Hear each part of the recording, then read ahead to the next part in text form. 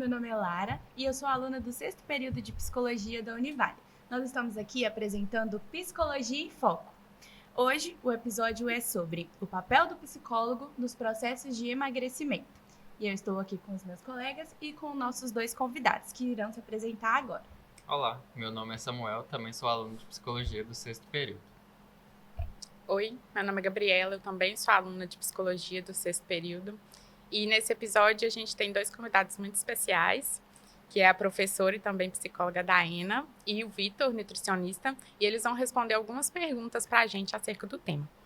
Bom, para começar, eu gostaria que vocês se apresentassem, falassem um pouco da jornada de vocês na área e, se vocês quiserem, já podem puxar o assunto para como a área de vocês auxilia no processo de emagrecimento, né, de forma saudável.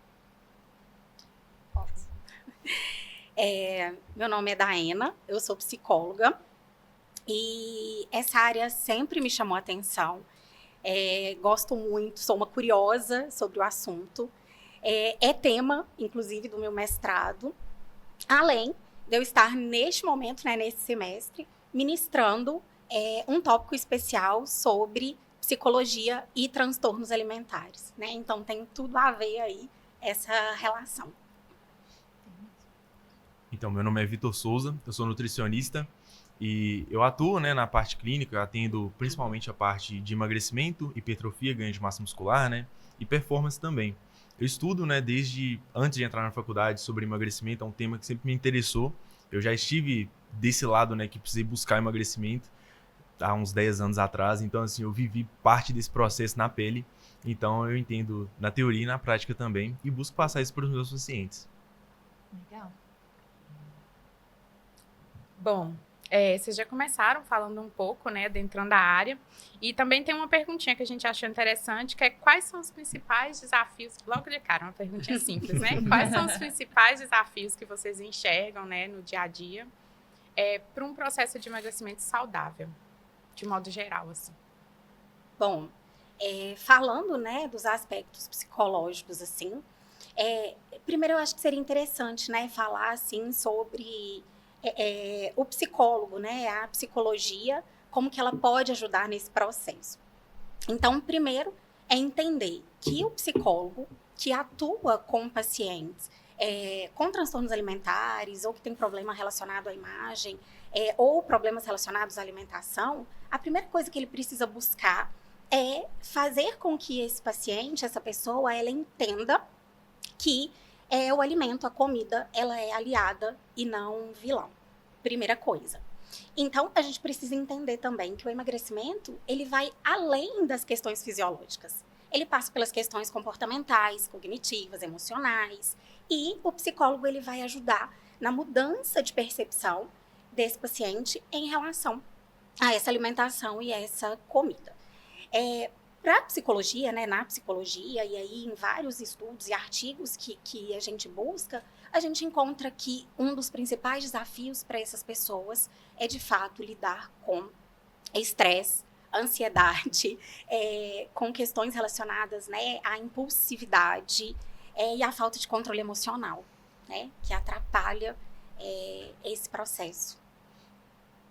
E seguindo nessa mesma linha, né, uma das coisas que eu vejo muito no consultório é a questão de estresse, em relação do sono também. Muitas pessoas negligenciam o sono e o sono impacta muito diretamente no processo de emagrecimento, até na questão de controle mesmo, né, da fome e saciedade. Então, assim, as pessoas têm essas questões que elas não dão atenção, né, até a mastigação mesmo. Se a pessoa não mastiga bem o alimento, às vezes não sinaliza tão bem ali aquela saciedade. Então, assim, o indivíduo, as pequenas coisas, os pequenos detalhes, eles acabam não prestando atenção e não conseguem ter um processo tão efetivo, né? E sem contar a questão do viés mesmo.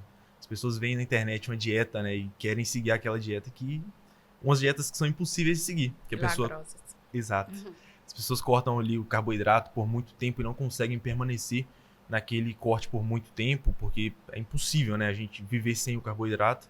Então é uma das dietas que acabam atrapalhando muito e a pessoa acaba tendo uma relação muito ruim com a comida, né? E acaba falando assim, nutricionista vai cortar tudo de mim, eu não vou poder comer pão, não vou poder comer arroz, e é totalmente o contrário, né? As pessoas chegam com essa visão e é exatamente o contrário que a gente faz.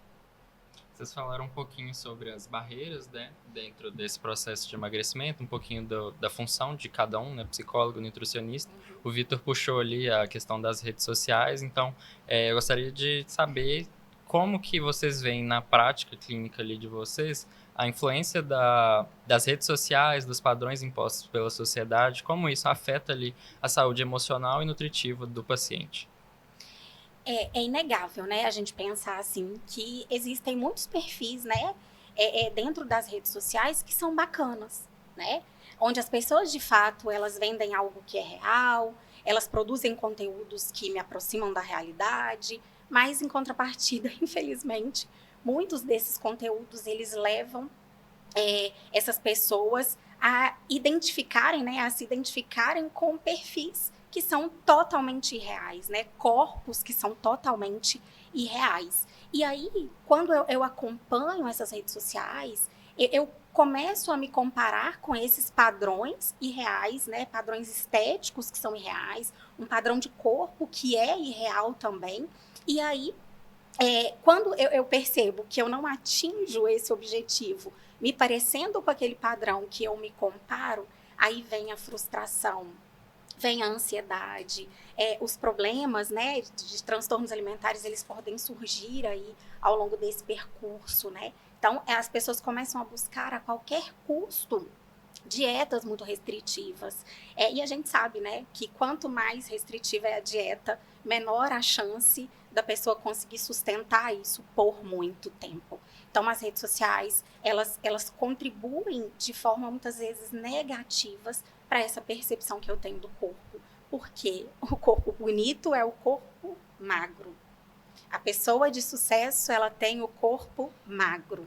As pessoas que se exibem fazendo provadores de roupas, né, que elas estão ali vendendo produtos de beleza, elas têm corpos magros. Então, a sociedade vende, a mídia vende, as pessoas vendem um padrão de beleza e de estética, onde o corpo magro ele é muito valorizado. Exatamente. E as pessoas acabam comparando, né, numa realidade totalmente diferente. Uma blogueira, por exemplo, que acorda em certo horário, ela vai ter o dia inteiro ali para fazer, vai ter investimento para investir naquele corpo, fazer cirurgia, usar medicamentos. E a pessoa, às vezes, que acorda cedo, tem que trabalhar, tem que cuidar do filho, ela quer se colocar no mesmo corpo do que aquela, um exemplo, né? Uma blogueira, por exemplo, que tem um corpo ali, tem um investimento muito mais alto, tem um tempo muito maior para investir naquele corpo e até vive disso, né? Vamos supor. Então, uma pessoa comparar com uma modelo, por exemplo. Então, assim, as pessoas acabam se comparando aí numa questão que não tem como comparar, né? São realidades totalmente diferentes. E outro ponto que você abordou, Daiane, é sobre a questão que eu queria abordar, né? Sobre a questão da adesão. E principalmente no processo de emagrecimento, o que vale muito é a adesão do longo prazo, né? Não é, a gente até brinca na nutrição que não é uma corrida de 100 metros, né? É uma maratona, é muito longo o processo. Então não adianta você pegar e querer fazer aquilo e ficar no foco ali por 2 semanas, 1 semana. Você não vai ter resultado que espera, né? Então você vai precisar de um longo tempo ali para conseguir deixar ali o seu corpo do jeito que você quer. E a gente precisa, né, continuando assim a sua fala, entender também que cada corpo é um corpo, é diferente, cada metabolismo é diferente. Então, a mesma dieta que serve para mim não vai servir para vocês. O mesmo medicamento que eu tomo muitas vezes para me ajudar a controlar as questões hormonais não vai ser o mesmo medicamento que vocês podem tomar, porque o metabolismo é totalmente diferente. Até irmãos, né? Até irmãos monozigóticos até tem diferenças ali. Exatamente. Entre o metabolismo deles mesmo. Então, assim, não dá para comparar mesmo. Isso é algo que a gente vê muito, né? Que as pessoas elas já vendem aquilo que é a receita correta para emagrecer, enfim, para passar por processo de emagrecimento. Tem que fazer isso, tem que fazer aquilo, tem que ser assim, assim, assim.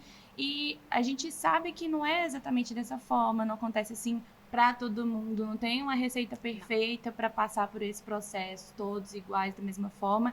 E eu acho que é nesse ponto que entra a importância da saúde mental, do autoconhecimento, né? A importância da psicologia aí nesse processo, porque a gente precisa se conhecer, saber que o nosso processo não é o mesmo do outro, a gente precisa cuidar da nossa mente, porque se a gente não cuidar da mente primeiro, não tem como cuidar do restante, né?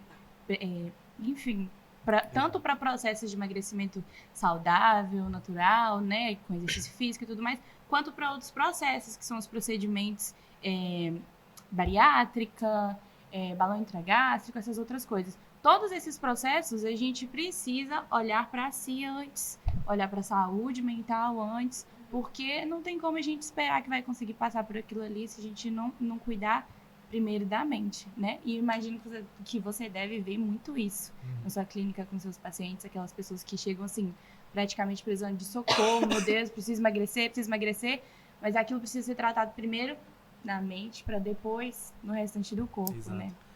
O trabalho multidisciplinar, assim, é uma coisa que eu apoio muito né, no consultório, quando o paciente fala, nossa, Vitor, eu tô fazendo terapia também junto, né, com o processo nutricional, eu parabenizo aquele paciente, porque é um processo totalmente fundamental. A pessoa entender, até a questão da pessoa ter uma introdução alimentar, modifica como ela vai ser no futuro. Então, assim, como que ela lidar com aquela comida, como o ambiente dela, né, a casa dela, como funciona ali em relação à comida, tudo isso impacta no processo de emagrecimento. Então, assim, é uma coisa que eu lido diretamente, né, com o paciente quando ele tá lá no consultório comigo. E a ajuda de um psicólogo, né, de um profissional, e falando desse tratamento multidisciplinar, é importante porque o psicólogo ele vai auxiliar esse paciente no processo de ressignificação.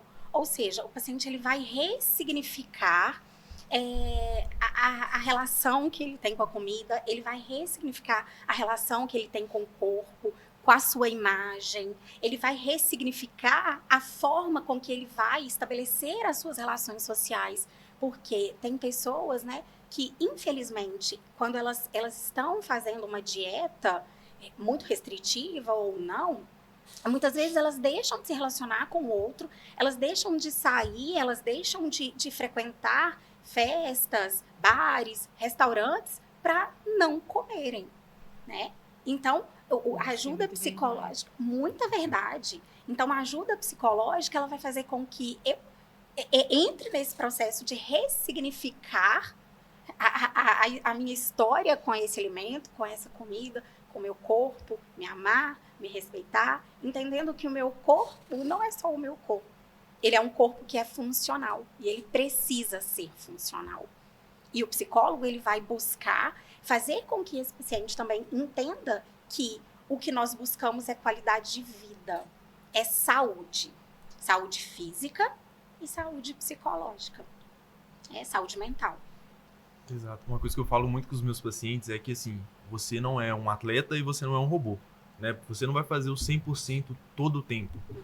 É importantíssimo a pessoa também comer ali o bolo que a avó dela faz pra ela. É uma memória afetiva gigante que a pessoa vai ter. Quando aquele parente, né, aquele ente querido se for, ela vai lembrar daqueles bons momentos também. Ela tem que curtir o aniversário do filho, ela tem que relacionar com a esposa, com o marido. Ela tem que viver também esses momentos. Não precisa ser 100% todo o tempo. Dá pra fazer 80%, 90% e ter ótimos momentos e ter um corpo que ela deseja, um corpo saudável, um corpo funcional. Então, assim, eu prezo muito por isso com os meus pacientes. Eu trago essa realidade para eles porque é algo que é fundamental para as pessoas hoje em dia. A comida é muito afetiva, né? Muito. Sim, Então, faz às parte, vezes, né? se a gente todas tem um as- relacionamento ruim com a comida, Exato. nossa, afeta demais a nossa vida. Toda confraternização que a gente faz É isso que eu tem ia comida. falar. Toda Aham. confraternização. Toda Então, reunião tem que Gente, ter comida. exato.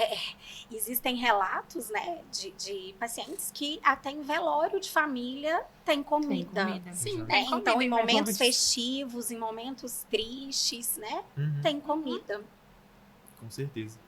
E aí, pessoal, entrando no mérito do autoconhecimento e ressignificação, me surgiu a dúvida de quando a pessoa entra nesse processo de emagrecimento, às vezes buscando um resultado muito rápido, como uma dieta restritiva, igual o Victor falou, ou uma cirurgia bariátrica ou balão intragástrico, e ela não tem aí a saúde mental, vamos dizer, estável, na prática clínica de vocês associam isso a um reganho de peso ou então a um desenvolvimento de algum outro transtorno? O efeito rebote que nós chamamos, né? Aquilo que eu não sustento por muito tempo vai me causar uma série de prejuízos, né? Então, dietas muito restritivas, procedimentos muito invasivos. Se eu não estou preparada para aquilo, quando a gente fala de cirurgia bariátrica, por exemplo, né, a avaliação psicológica ela não é só anterior ao procedimento. O acompanhamento psicológico ele precisa ser contínuo, né, para aquela pessoa dê conta de lidar com aquilo que é novo, né? Na nutrição, algo que a gente vê muito até em artigos científicos. O que é muito, eu vou dizer bem entre aspas aqui, é muito fácil a pessoa perder peso, mas é o mais difícil, é o reganho de peso, que as pessoas geralmente têm, por falta de adesão mesmo, àquele plano alimentar, falta de adesão àquele estilo de vida. Então, assim, é algo que a gente trabalha diretamente para a pessoa não reganhar aquele peso perdido. Ela perde ali 20 quilos fazendo uma alimentação muito boa, alimentação saudável, tendo uma boa relação com a comida, mas quando volta ali, né, quando sai um pouco do plano ali, começa a significar muito aqueles alimentos e começa a comer muito e acaba voltando aquele peso anterior. E acaba entrando na questão da frustração que as pessoas acabam tendo. E aí gera mais ansiedade. Exato. Né? E aí, muitas vezes, pode desenvolver um transtorno alimentar, porque a ansiedade pode gerar um comportamento alimentar compulsivo ou restritivo demais, né? E aí falta o equilíbrio, né? Aquilo que a gente chama de equilíbrio, que é o importante, né? Nem restritivo demais, nem compulsivo demais. Então, se não existe esse equilíbrio, e muitas vezes a pessoa nessa ânsia de perder peso, de emagrecer, ela entra dentro de uma dessas duas questões. Exato. Quando nós estávamos conversando sobre o assunto, eu até comentei com os meninos que eu tenho exemplos, assim, de ter acompanhado de perto do quanto esse acompanhamento psicológico é, assim, crucial para esses processos. Eu conheço 2 pessoas que fizeram processo de emagrecimento com balão intragástrico.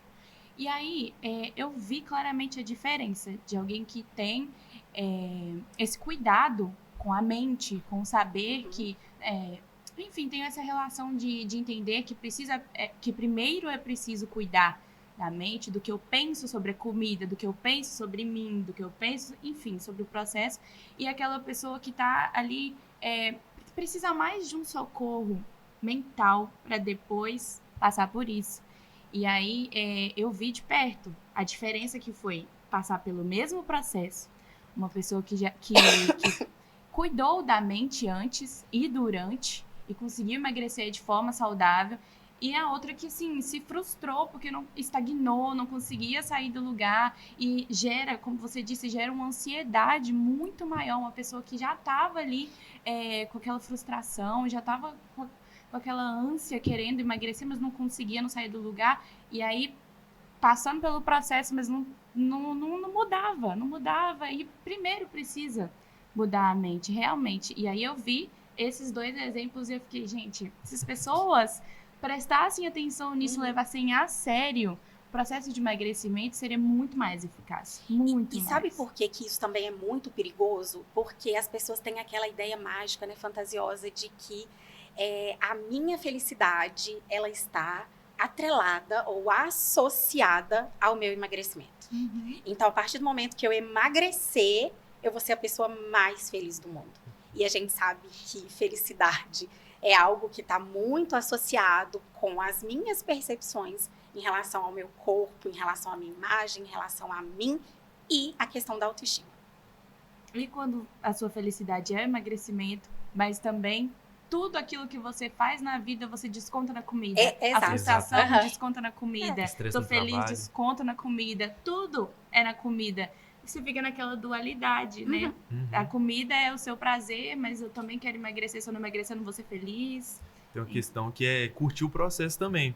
A pessoa tá no processo de emagrecimento, a gente estimula, né? Ela curtir também, fazer um esporte que ela gosta, por exemplo. Não precisa diretamente ir para musculação, porque tem pessoas que não gostam ali do ambiente da academia mesmo.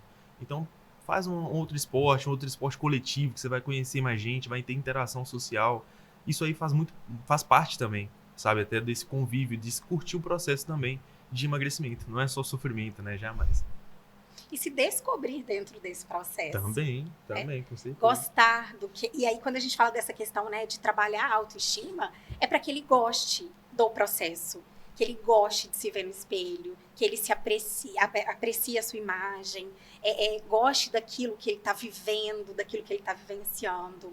Gostar também do que ele tá comendo ali Do que ele tá também, comendo. porque é fundamental, a pessoa Sim.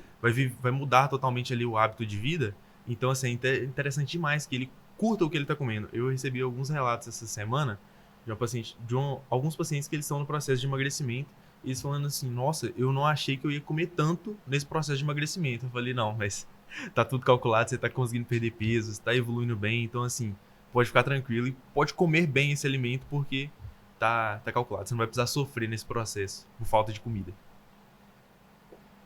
Que bacana, vocês falaram muitas coisas interessantes, né? Várias palavras, vários conceitos ficaram aqui passando na minha cabeça. Por exemplo, a constância durante o processo de emagrecimento, o equilíbrio, o autoconhecimento.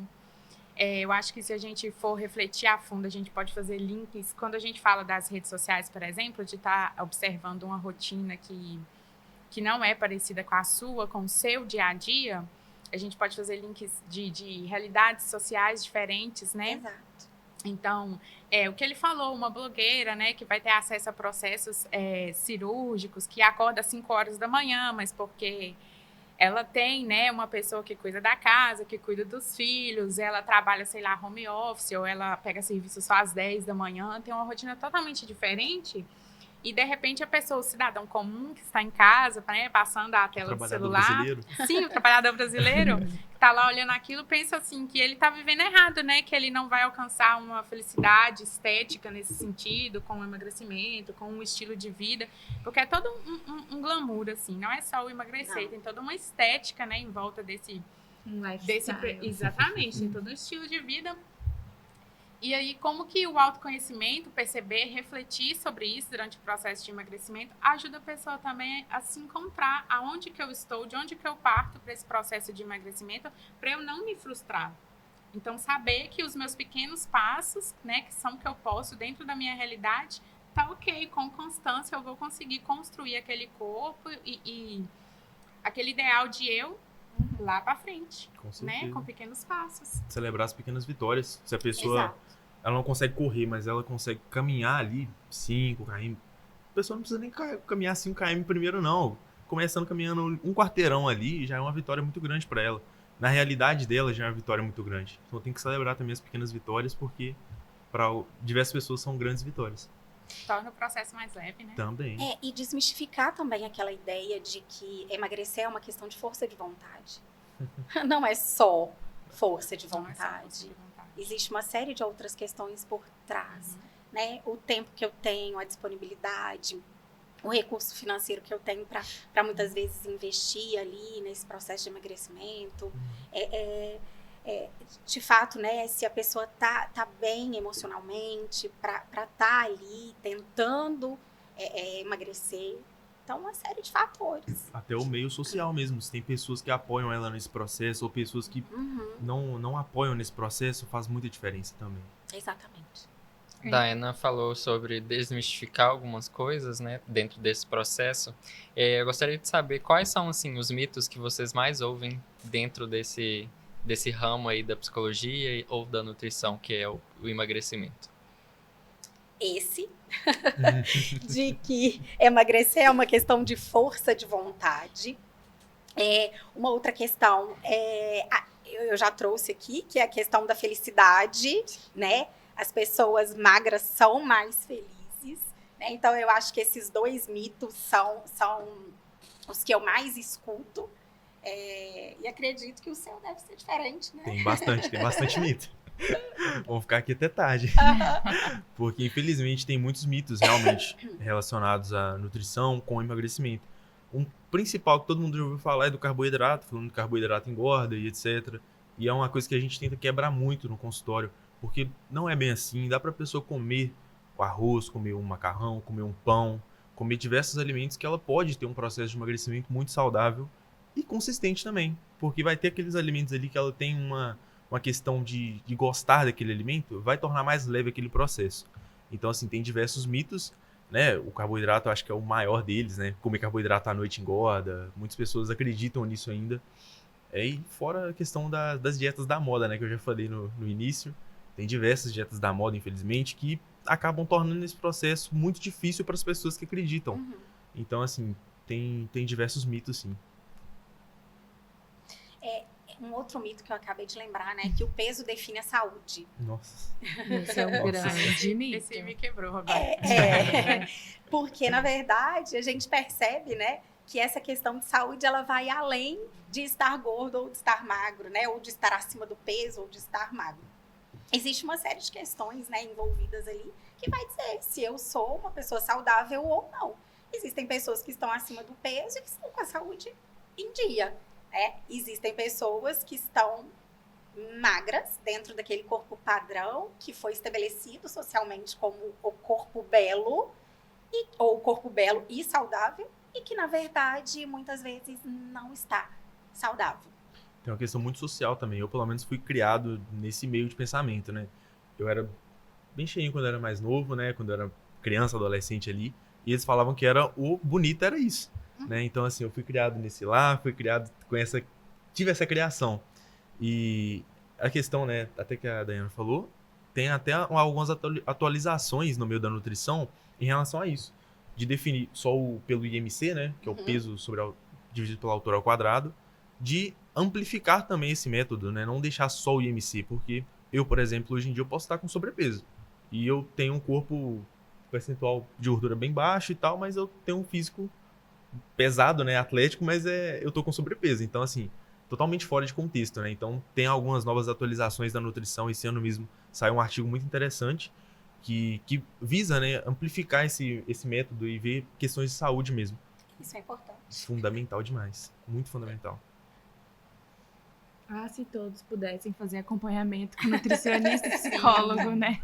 Sim, Seria muito mais as fácil. pessoas seriam mais felizes de verdade, né? Aí sim, né? Aí sim, Com certeza. pela constância, pela leveza do processo, Exato. pela tranquilidade, né? Que é ter, assim, profissionais da área cuidando de você, né? Vocês querem acrescentar mais alguma coisa, gente? Acho que nós estamos encerrando por aqui. Nosso tempo está acabando. Vocês querem acrescentar algo mais?